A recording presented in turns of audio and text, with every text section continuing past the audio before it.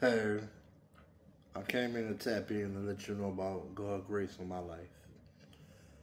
About 7 years ago, I went through a traumatic experience. I lost my father to cancer.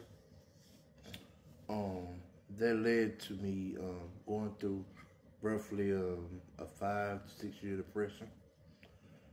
And through that time period, I will take you back and show you just some of the signs and some of the ways God revealed Himself to me during that time period, right? Um, Originally before he passed, um, I had just got married to my wife a year before that, and I did know he was going to pass, but it was still a lot to wrap my head around at the time. Um, I just every time he'd have been sick, he had like two back surgeries and neck surgery. But every time he'd had surgery, been sick, he always bounced back stronger, still going to work. He was a carpenter. He used to build houses for himself. He had his own business.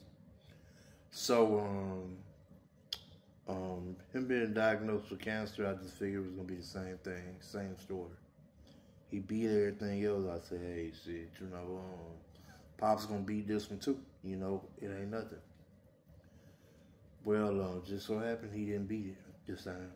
And right after he passed, between his brothers and sisters, my brothers and sisters, we all kind of got into it about money, property, and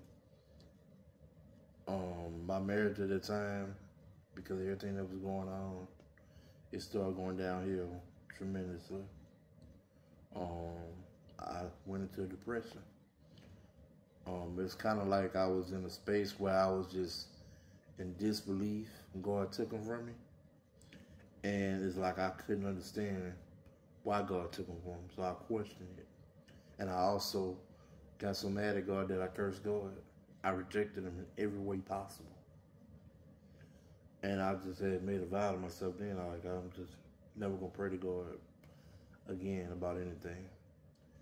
And I got to that space because I did grow up in the church and all that. That was the background I came from. My dad was really in the church deep. But in my teenage years, my adult years, I never really prayed to ask God for anything. So it's kind of like, I was just praying for him to help my father shake back. He couldn't. He couldn't beat the cancer. And I just was like, I rebuked God at that point. I cursed him. I promised I would never follow him again. So what happened is, through that 5 year depression I went through, one of the events that happened that reshaped my life was, yes, I literally verbatim cursed him out of my mouth, told him I'll never follow him, worship him, or pray to him again. I was driving trucks over the road. I was driving in Texas, Oklahoma, and I was driving trucks in Louisiana. But at this time, I was stationed out in the oil field. I'm driving trucks in the oil field. So while I was driving trucks out in the oil field, basically, those that know with trucking, you really don't go home. Especially when you're in the oil field, you out there for weeks at a time.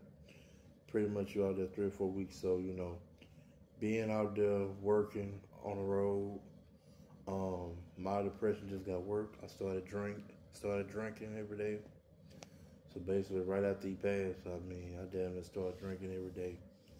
About roughly a good, I guess 3 or 4 years,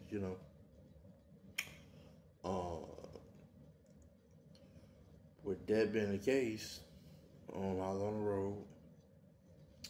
Had a woman I was talking to at the time. It was just casual, fooling around, having sex, spending time with each other, seeing each other in there when we could. So, with that being the case, she came to see me at a hotel. Got a hotel out in Texas, right outside of Houston somewhere. She came through to see me or whatever. At the time, going through a divorce, I'm depressed all the time, drunk, majority of the time, barely functioning day in and day out.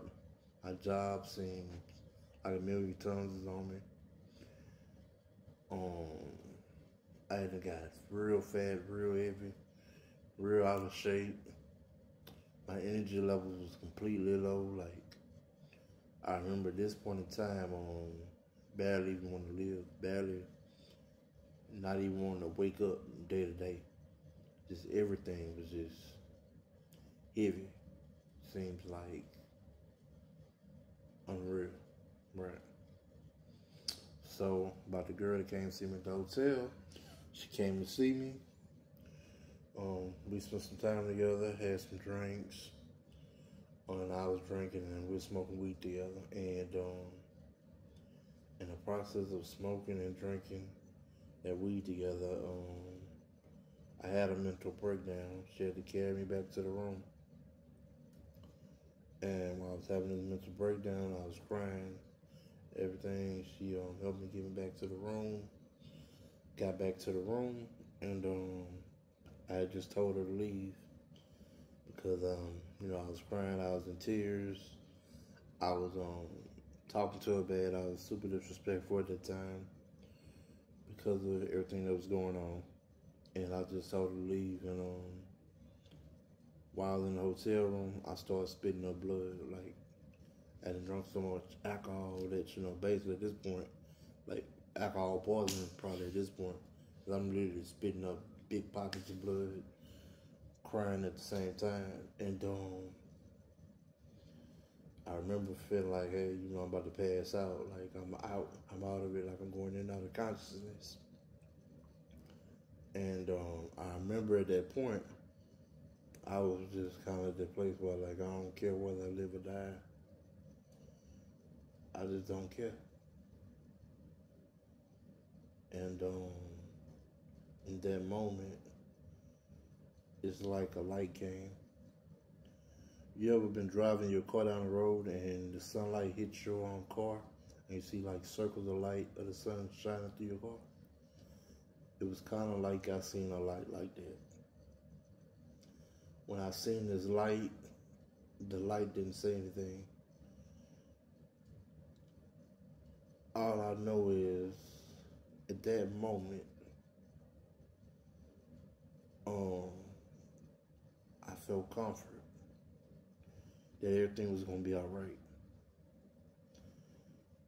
That I got a lot more to live for. Prior to this light coming around, I hadn't given up. I hadn't given up my life. I was on the floor crying, spitting out blood everywhere. And I was in and out of consciousness. And all the thing was in my head at that point was I wasn't about to call that police for help. I just wanted it all to be over with. And at that moment, that light came. And it wasn't words or anything. It was just a feeling of comfort. Like, you got a lot more to live for. This ain't how your story end right here. And